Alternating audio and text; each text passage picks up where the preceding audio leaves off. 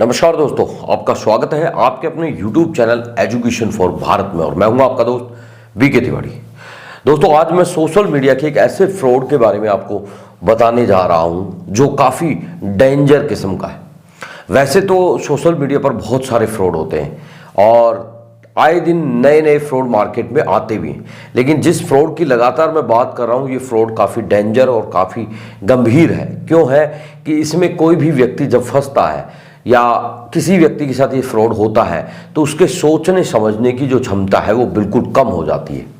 आखिर कैसे ये फ्रॉड होता है इसके बारे में आज कंप्लीटली आपको बताऊंगा कि ये स्कैम कैसे हुआ और फिर इसमें उन लोगों की तरफ से किस तरीके से ट्रीट किया गया और एक जो कि एक नॉर्मल इंसान है उसको कैसे डिप्रेशन मोड में डाला गया। तो इस वीडियो को आप कंप्लीट जरूर देखना और इस वीडियो को ज़्यादा से ज़्यादा शेयर करना ताकि ये वीडियो हर उस व्यक्ति तक पहुंचे जो इस स्कैम में फंसा हुआ है या फिर फंसने से पहले वो इस स्कैम के बारे में जान ले। क्योंकि बेसिकली ये जो स्कैम है ये सिर्फ एक समझने वाला मामला है। इस स्कैम में अगर कोई व्यक्ति फंसा हुआ है तो सिर्फ कुछ ऐसी बातें रहती हैं जो आपको समझनी बेहद जरूरी है और जो समझ गया वो इस स्कैम से 100% बाहर हो गया। यानी कि अगर आपके अंदर समझने की वो क्षमता है और आप समझना चाहते हैं तो इस वीडियो को आप कंप्लीट देख लेना, क्योंकि इस वीडियो में मैंने स्टार्टिंग से लेके और अंत तक की कहानी इस वीडियो में मैंने शेयर की है। दोस्तों, बेसिकली इस स्कैम में आपके पास क्या होता है कि एक फेसबुक या फिर इंस्टाग्राम या फिर जिस भी प्लेटफॉर्म पर आप एक्टिव हैं या चलाते हैं, जैसे कि कई लोग फेसबुक चलाते हैं, कई लोग इंस्टाग्राम चलाते हैं, कई लोग व्हाट्सएप चलाते हैं, आपके पास एक रिक्वेस्ट आती है और वो रिक्वेस्ट जब आप देखते हैं उसकी प्रोफाइल देखते हैं तो वो एक लड़की की होती है। जैसे ही वो रिक्वेस्ट को आप एक्सेप्ट कर लेते हैं तो आपके पास उन लोगों के द्वारा 2-4 मैसेज आते हैं और वो मैसेज में आपसे बात करने की डिमांड करती है या फिर अपने सामने रखती है कि भाई क्यों ना हम एक दोस्ती कर लें, बात कर लें। और आप इनकी ये बातों को देखकर, लड़की की प्रोफाइल को देखकर, लड़की की खूबसूरत फोटो को देखकर, हर व्यक्ति की बात करूं तो हर व्यक्ति इसमें सहमति दे देता है और बेसिकली इन लोगों से बात करने के लिए अपने नंबर वगैरह इनसे शेयर कर देता है। शेयर हो गए नंबर होने के बाद आपके पास एक वीडियो कॉल आता है। जो मेन स्टार्टिंग जो है वो यहीं से ही होती है इस स्कैम में। जो वीडियो कॉल जब आपके मोबाइल पर आता है वो व्हाट्सएप वीडियो कॉल भी हो सकता है, फेसबुक वीडियो कॉल भी हो सकता है और इंस्टाग्राम के माध्यम से भी वीडियो कॉल हो सकता है। यानी कि किसी भी माध्यम से वीडियो कॉल हो सकता है। और उस वीडियो कॉल में जब आप देखते हैं तो एक लड़की न्यूड हो रही होती है या फिर अपने कपड़े उतार कर दिखा रही होती है, यानी कि फिजिकली आपको दिखा रही होती है। और वो वीडियो कुछ सेकंड चलता है, किसी का 10-20 सेकंड चल सकता है, किसी का 1 मिनट के आसपास चलता है। मैक्सिमम जो टाइम रहता है वो यही रहता है कि 40-50 सेकंड के आसपास वो वीडियो चलता है, क्योंकि बेसिकली वो एक पॉर्न की क्लिप होती है और वो 40-50 सेकंड की होती है, जिसमें एक लड़की अपने कपड़े उतारने से स्टार्ट करती है और अंततः कुछ ऐसी एक्टिविटी करने तक ही आती है और उसके बाद वो वीडियो डिस्कनेक्ट हो जाता है। लेकिन जिस व्यक्ति के साथ वीडियो कॉल हो रहा है उसे ये बिल्कुल पता नहीं रहता है क्या ये चल क्या रहा है, क्योंकि ये बड़ी सावधानी से, बड़ी सफाई के साथ ये किया जाता है। आपने कई बार सुना होगा कि कई बार पब्लिक प्लेस पे या फिर पब्लिक बस में हम जब ट्रैवल करते हैं तो कई लोग हमारी जेब को साफ कर देते हैं और हमें कानों कान खबर भी नहीं होती है। उसका रीजन यही है कि उनके हाथ में सफाई होती है। इसी तरीके से बड़ी सफाई के साथ ये वीडियो आपको प्रेजेंट किया जाता है और आपके एक फेस रिकॉर्डिंग के साथ एक वीडियो बना लिया जाता है। वैसे मैं अगर ये बात करूं कि ये जो रिकॉर्डेड वीडियो है इससे किसी का कोई नहीं, कुछ नहीं बिगड़ने वाला होता है, क्योंकि मान लीजिए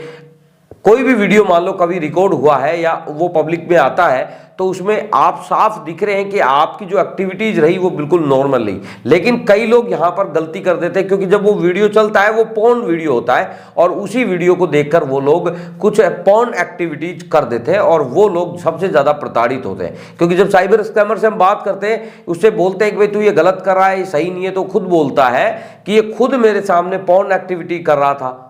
तो इसलिए इस आदमी को तो पता लगना चाहिए, इस आदमी से तो पैसे हम लेंगे ही लेंगे साहब, नहीं तो इसका वीडियो वायरल कर देते हैं। और ज़्यादातर जो लोग हैं वो जो डिप्रेशन के शिकार होते हैं उसका यही रीज़न रहता है कि वो लोग उस वीडियो के सामने कुछ ऐसी पॉर्न एक्टिविटीज करते हैं और उनका वीडियो वो कैप्चर करके उन लोगों को शेयर करते हैं। उसके बाद क्या होता है कि वीडियो रिकॉर्ड होने के बाद आपको जब पता लगता है, जब आपके पास वो वीडियो की एक क्लिप आती है और क्लिप को जब आप देखते हो तो अब आपको पता लगता है कि अरे यार ये तो गड़बड़ हो गई, ये तो मेरा ही वीडियो रिकॉर्ड हो गया और उस वीडियो में आपने कोई पॉर्न एक्टिविटी की है। तो आपका डरना स्वाभाविक हो जाता है, आपका डरना लाजमी हो जाता है। बस यही एक स्कैम है। और इस स्कैम में फिर बाद में तो सारी ब्लैकमेलिंग की प्रक्रिया अपनाई जाती है। ब्लैकमेलिंग में लड़की आपसे पैसे की डिमांड करती है, अगर लड़की को आप पैसा नहीं देते हैं, उसको धमका देते हैं, आप उसको ब्लॉक कर देते हैं, तो फिर वो आपको नए नए तरीके से फ्रॉड करने के प्रयास करते हैं। जैसे फेक आपको साइबर क्राइम का एक ऑफिसर बनकर भी कॉल किया जा सकता है, और जैसा कि हो रहा है बहुत सारे लोगों के पास ऐसे फेक आईपीएस अधिकारी या साइबर क्राइम के ऑफिसर बनकर कॉल करते हैं। उन्हें बोलते हैं कि हम किसी पुलिस स्टेशन पे से बात कर रहे हैं, आपका एक ऐसा वीडियो सोशल मीडिया पर वायरल हो रहा है जिसको अगर आप डिलीट कराना चाहते हैं तो आपको इतना पैसा आपको देना पड़ेगा, अगर नहीं दोगे तो ये वायरल हो जाएगा, और साथ ही मैं आपको जाके यहाँ पर गिरफ्तार भी करके ले आऊंगा। मोस्टली जो ये चीजें की जाती है कि भाई मैं आपको गिरफ्तार कर लूंगा, मैं आपको जेल में डाल दूंगा, इसमें मैक्सिमम जो सजा है 20 साल की है, जिंदगी भर तुम जेल में रहोगे, ये सारी चीजें सिर्फ डराने के पर्पज से की जाती है। जबकि ये जो फेक अधिकारी होता है, इस अधिकारी को लीगली अगर मैं बात करूं कानून की बिल्कुल भी या जरा सी भी जानकारी नहीं होती है। कई बार तो ऐसा भी होता है कि हमारे कई व्यूअर्स उन्हें पूछ लेते हैं कि आप ये बताइए कौन से सेक्शन में या कि ये जो अपराध हुआ है ये किन धाराओं के अंदर हुआ है, क्योंकि हमारे भारत में कानून है और कानून के अंतर्गत ही सजा का प्रावधान है। तो जब हम उनसे डिस्कस करते हैं कि आप ये बताइए ये कौन सा सेक्शन यहाँ अप्लाई होता है या फिर ये जो अपराध हुआ ये किन सेक्शन में हुआ, तो वो वहां पर अनगढ़ तरीके की बातें करता है। एक बार हमारे एक व्यूअर्स ने उनसे बात की कि ये बताओ कि अपराध किस तरीके को हुआ, तो उन्होंने कहा कि ये साहब 376 बन गया। 376 अगर मैं बात करूं जो एक रेप केसेस का मतलब ऑफेंस है, तो आप ये बताइए कि एक वीडियो कॉल पे रेप केस का ऑफेंस कैसे लागू हो सकता है। तो मोस्टली जो ये चीज है ये स्कैम का एक पार्ट है। स्कैमर जो है आपको डराने के प्रयास करते हैं और आपको इसी तरीके से बातचीत करके फेक तरीके से आपसे बातचीत करके आपको डराते हैं। मोस्टली ये स्कैम इसी तरीके से होता है। आपके पास ये सारी चीजें हुई होंगी, आपके पास इस तरीके से लगातार ये सारी चीजें होती है, तो आप अगर आपके साथ हो रही है तो समझ लें कि आपके साथ अब आगे कोई बड़ा स्कैम होगा, इसलिए आप वहीं इसको एग्जिट करके बाहर हो जाए तो ज़्यादा बेटर होगा। अदरवाइज अगर आप फंस गए हैं, मान लो ऐसा कोई मामला है जिसमें आप फंस ही गए हैं क्योंकि आपने वो वीडियो नहीं देखा, हमारे बहुत सारे वीडियो थे लेकिन आपके पता ही नहीं था उस चीज़ का, और अब आपको पता लगा है कि साहब ये मेरे साथ हो रहा है, अब मुझे क्या करना चाहिए, तो मोस्टली आपको इसमें पैसे देने से बचना है। इन लोगों से आपको इन लोगों की बात मानने से डरना है। अगर ये बोल रहे हैं मैं फेक साइबर अधिकारी, मतलब जो है वो आपको कह रहा है कि मैं साइबर क्राइम का अधिकारी बोल रहा हूँ, तो आप उससे कुछ टाइम दीजिए, उसे बोलिए कि ठीक है आप अपनी कार्रवाई करिए। आप कार्रवाई से तो बाहर जा नहीं सकते, आप कानून के अकॉर्डिंग ही कार्रवाई करेंगे। तो जब मैंने कोई अपराध किया नहीं है, मेरे पास वो कॉल आया था, लीगली जो कॉल है वो लड़की ने किया था, पहले न्यूड वो हुई थी, तो फिर आपका यहां पर क्या राइट्स बनते हैं? आपके जो राइट्स बनते हैं उनको समझने का आपका एक पूरा अधिकार होता है। इसलिए आपको उसकी बातों में ना आकर, यानी कि उस अधिकारी की बातों से डरना नहीं है, और मोस्टली जो है उसे कहना है कि भाई आपको मैं अनुमति देता हूं इस केस को जांच करने के लिए, आप इस केस को जांच करिए, मुझे बताइए। आप मेरे ऊपर जब कानूनन कोई सजा दोगे या मुझे गिरफ्तार करोगे तो मुझे बताओगे तो सही कि भाई जो तुम अपराध किए हैं वो अपराध इस कैटेगरी का है या इस तरीके के ऑफेंस आप पे बनते हैं, इसलिए हम आपको गिरफ्तार कर रहे हैं। ऐसा नहीं होता है कि भाई किसी भी व्यक्ति को फोन कर दिया, बोल दिया कि मैं पुलिस का अधिकारी बोल रहा हूं, तुझे गिरफ्तार करने के लिए तेरे घर आ रहा हूं, और इस स्कैम में यही चीजें हो रही है। यानी कि आज इस वीडियो में आपने समझा होगा कि स्कैम कैसे होता है और इस स्कैम में कैसे एक वीडियो बनाकर लोगों को टॉर्चर किया जाता है, उन्हें डिप्रेशन में डाला जाता है। और मोस्टली इस स्कैम में बचने के जो तरीके हैं वो यही है कि पैसे देने से आपको इग्नोर करना है, उसे आपको कानून का हवाला देना है, उसे बताना है कि अगर तुम अधिकारी हो तो हम भी एक आम नागरिक हैं और हम कानून के बारे में जानते हैं, अगर नहीं जानते हैं तो हम लीगल एडवाइजर हम नियुक्त कर सकते हैं, किसी एडवोकेट की सहायता ले सकते हैं। तो फिर हमें डरना किस बात का है, क्योंकि आपको तो बहुत अच्छे से पता है कि आपने कॉल किया नहीं, तो फिर डर किस बात का। और जहां तक की राइट्स की बात है तो आपके राइट्स भी हैं, आप एक लॉयर को एडवोकेट को हायर कर सकते हो,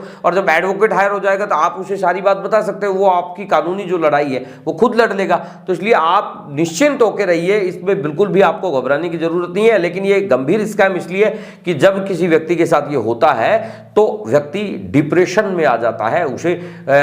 जो टॉर्चर किया जाता है उससे वो उसकी जो मानसिक स्थिति है, संतुलन है, वो खराब हो जाता है। मोस्टली बस इसी चीज़ का आपको फोकस करना है, अपने माइंड को बिल्कुल स्थिर रखना है, अपने आप में एक धैर्य बनाकर रखना है और इन लोगों के खिलाफ जो लड़ाई है उस लड़ाई में आपको बढ़ चढ़कर हिस्सा लेना है। और ये चीज़ें अगर आप करते हैं तो इस स्कैम में आपका वो लोग कुछ भी नहीं उखाड़ पाते हैं और वो खुद आपको ब्लॉक करके या फिर खुद आपको छोड़कर भग जाते हैं, क्योंकि उनके पास उसके बाद कोई ऑप्शन ही नहीं रहता है। जब कोई व्यक्ति से उनको पैसा नहीं मिलता है तो उनके पास यही ऑप्शन रहता है कि छोड़ो इसको, नए किसी को टारगेट करते हैं। इसी स्कैम की यही कहानी है। मैं बार बार आपको बता चुका हूं और बार बार आपको ये सारी चीजें समझा चुका हूं, लेकिन बार बार ये वीडियो बनाने का जो कारण ये है कि बहुत सारे लोग पर डे जिस तरीके से मैसेज कर रहे हैं, तो मुझे ऐसा लग रहा है कि उन लोगों को समझ में आखिर क्यों नहीं आ रहा है, क्योंकि मैंने बहुत अच्छे से कई सारे कंसेप्ट को लेकर या फिर इस तरीके से जो चीज़ें हो रही हैं उनके हर पॉइंट टू पॉइंट मैंने आपको क्लियर करके बताने की कोशिश की है।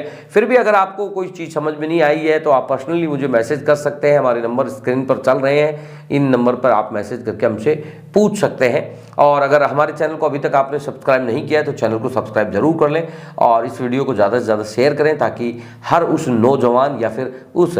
विक्टिम के पास ये वीडियो पहुंचे और वो इन लोगों से टॉर्चर हो रहा है या इनको पैसा दे रहा है उससे पहले इन सारी चीज़ों को समझकर वो अपने आप को सेव करे, अपने आप को बचाए। धन्यवाद, मिलते हैं नेक्स्ट वीडियो में नए किसी टॉपिक के साथ। तब तक के लिए जय हिंद, जय भारत।